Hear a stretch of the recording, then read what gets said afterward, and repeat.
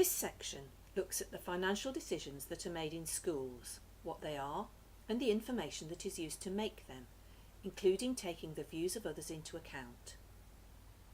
You will learn about the different types of funding that schools receive and the information used when a budget is set.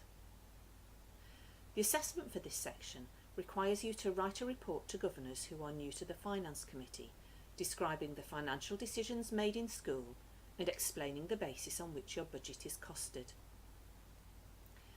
You then need to think about whether the information used to make financial decisions in school is useful or not.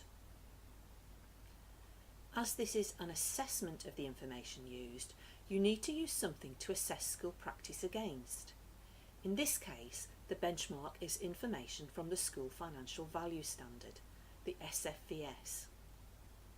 Whilst this document is not mandatory in academies and free schools, it's nevertheless a useful benchmark to use when assessing aspects of school finance.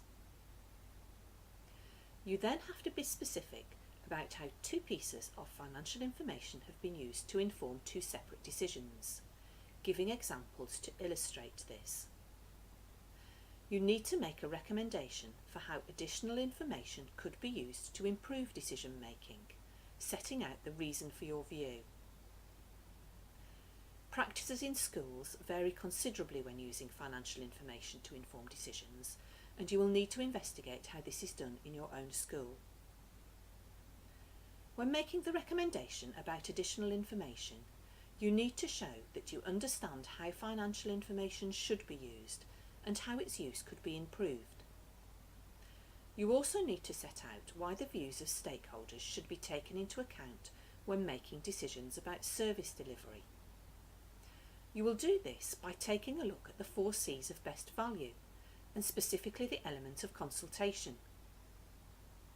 Whilst this is a framework more commonly associated with procurement, it's useful here as a structure to consider how stakeholder views are taken into account.